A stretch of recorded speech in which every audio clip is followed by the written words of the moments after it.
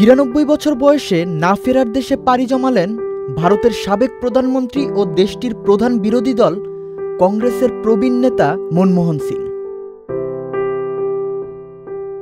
26 December রাত 9:51 নয়াদিল্লির All India Institute of Medical সায়েন্সেসে শেষ নিঃশ্বাস ত্যাগ করেন।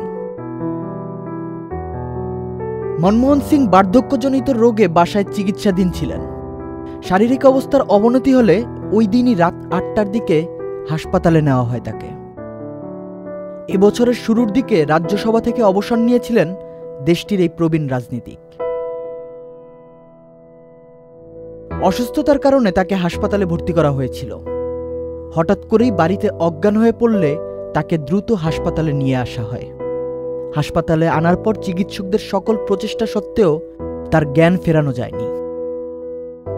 হাসপাতালে চিকিৎসারত অবস্থায় রাত 9:51 তাকে মৃত ঘোষণা করেন ডাক্তাররা। মনমোহন সিং 1971 সালে ভারতের বাণিজ্য মন্ত্রণালয়ে অর্থনৈতিক উপদেষ্টা হিসেবে যোগ দেন। 1991-তে তাকে অর্থমন্ত্রীর দায়িত্ব দেওয়া হয়। 2014 সালে তিনি 14তম প্রধানমন্ত্রী নির্বাচিত হন। কংগ্রেস জোটের প্রধানমন্ত্রী হিসেবে 2 মেয়াদে দায়িত্ব পালন করেছিলেন তিনি। প্রধানমন্ত্রী হওয়ার আগে 2009 সালে দিল্লির AIMS-এ মনমোহন সিংয়ের করোনারি বাইপাস সার্জারি সম্পন্ন হয়।